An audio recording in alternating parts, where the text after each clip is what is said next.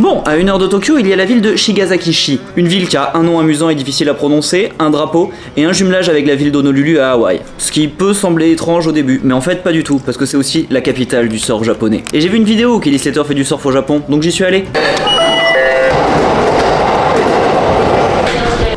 Donc nous voilà à Shigasaki. Après ils annoncent pas de grosses vagues aujourd'hui, mais à Shigasaki c'est vrai qu'il y a un petit genre surfeur. Il y a des grosses jeeps, là ils vendent soi-disant des maisons avec des surfs devant, des immeubles bas, c'est une autre ambiance. Je m'attends à trouver de grosses vagues. Par contre la gare de l'espèce de RER est à 30 minutes à pied de la plage. Donc là on part sur 30 minutes de marche. Il n'y a pas de bus. Et il n'y a pas de bus. Il n'y a pas vraiment de taxi non plus. On a rien trouvé. Hop.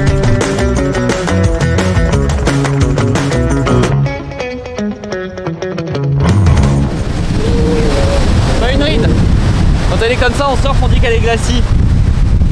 Moi je dis qu'elle est glacie aussi. Après il y a quand même 4 surfeurs là-bas. S'ils louent des planches, je vais y aller, mais c'est pas la mer la plus sexy que j'ai vue non plus. Hein. La plage est pas clean, il y a un peu des mégots. Bref. On va aller essayer de trouver une planche.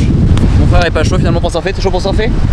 Ouais, si, mais là il n'y a pas une vague, l'eau me dégoûte et la plage est dégueu, donc bon. Regarde, lui il a une grande planche en mousse là. Si on trouve des grandes planches comme ça, là ça marche bien. Bon, mais il y avait des surfeurs et on était quand même dans la capitale japonaise du surf. Donc après avoir ramassé quelques trésors. Il est joli celui-là là, tout noir?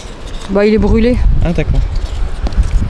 On est finalement tombé sur un japonais à qui on a signé n'importe quoi. Bon là je viens de signer un contrat de location, je vous cache pas que je comprends pas tout ce qui est écrit, c'est quand même très écran japonais. Inch'Allah j'ai une planche après. Bon et étonnamment ça a marché, après on a eu une planche. Pour 20 balles je crois qu'on a la board la plus pétée du Japon.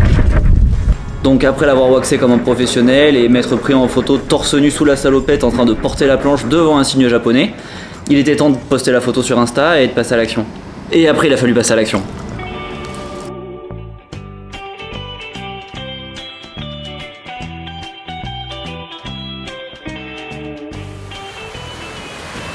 Bon et là comme tout bon surfeur j'ai commencé par attendre la vague, c'est quand même l'activité de base. Et puis à un moment j'ai cru voir un truc et j'ai réussi à garder la vague 2 secondes, d'où le saut de joie. C'est bon, j'avais surfé dans le Pacifique, dans la capitale du surf japonais, j'étais heureux.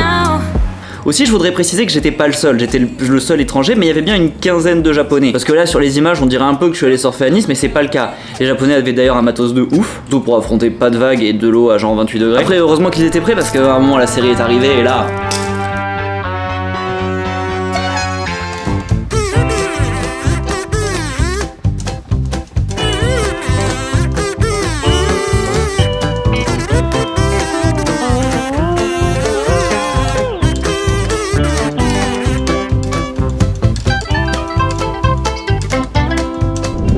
Les vagues japonaises elles sont comme la bouffe japonaise et comme tout ce qu'il y a au Japon en général, elles sont toutes molles et on a quand même réussi à en prendre quelques-unes et puis maintenant je peux dire que j'ai surfé au Japon. Mission réussie. Donc pas de tsunami, hein, vraiment de la petite vaguelette, pas de danger apparent. Allez, très amusant, on a surfé au Japon, on va pouvoir aller ramener cette petite Après leurs plages sont pas hyper fun, il n'y a pas d'enfants, pas de jouets pour les enfants, pas de grosses activités, je suis pas sûr qu'ils aiment la plage. Pourtant étonnamment ils ont vraiment tout le matériel, les chouettes vannes, les chouettes voitures, les chouettes cabriolets, des vélos avec des longboards trop beaux, des restos avec du genre, des loueurs de planches. C'est étonnant qu'il y ait personne sur la plage et d'ailleurs après le chemin du retour en métro, on est tombé sur un autre truc plutôt étonnant en arrivant à Tokyo.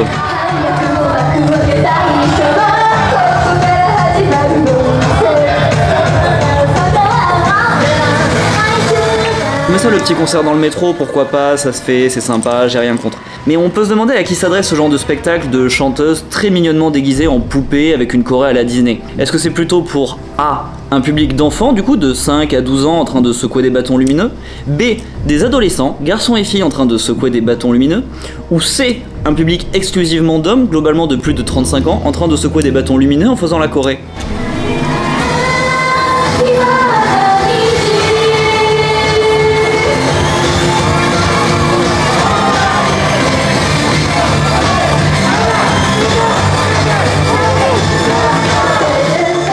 Bon, mais après les japonais sont juste pas du tout comme nous. Et puis j'ai réalisé que Kelly Slater surfait pas du tout là où je suis allé. Il va dans un autre endroit à 15 heures de voiture, pas du tout au même endroit. Si j'avais eu la même vague, j'aurais sûrement pu faire pareil, mais là c'est à cause de la qualité de la vague je pense. Non pas que je me cherche des excuses. Faut nous trouver un métier. Tu vois quand sa surface est lisse comme ça, en surf on dit qu'elle est glacie. Mais moi je dis qu'elle est glacie, je dis pareil en fait, ouais, je dis pareil.